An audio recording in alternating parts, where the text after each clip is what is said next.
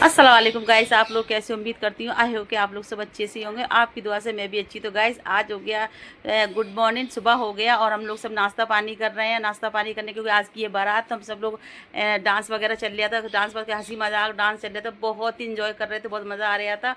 तो गाइस उस टाइम क्या कहा मैं ना, क्योंकि आज शादी का टाइम है तो सब लोग क्या जल्दी मचा रहे तैयार होने की। फिर हम लोग तैयार होने के लिए जा रहे थे, सब लोग हंसी मजाक के चक्कर में कोई जाने को राज़ी नहीं हो रहा था।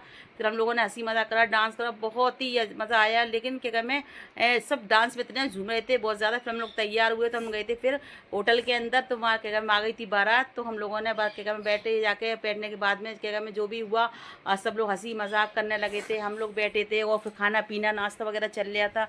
तो भाई सब क्या मैं ये बैठे हमारे भांजे, इनसे भी मेरी मुलाकात हुई, बहुत अच्छा लग रहा था।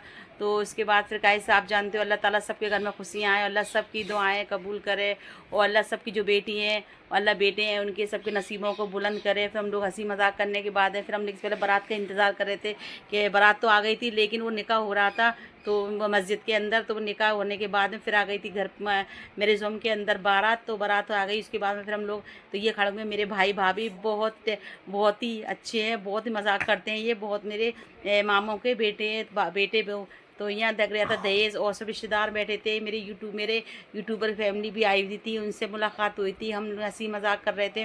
तो ऐसा होता है कि मैं शादी ब्याह में सब मिलना मिलाना होता है और अपने होते हैं सब मिलते हैं, और शादी ब्याह में आना जाना होता है। तो हम लोग सब हंसी मजाक कर रहे थे, बैठे भी थे और मुलाकातें भी कर रहे, अच्छा लग रहा था। लेकिन गाइस वहाँ बहुत ज़्यादा गर्मी हो रही थी क्योंकि इतना खुला हुआ होटल था, इसके क्या में इतनी गर्मी हो रही थी।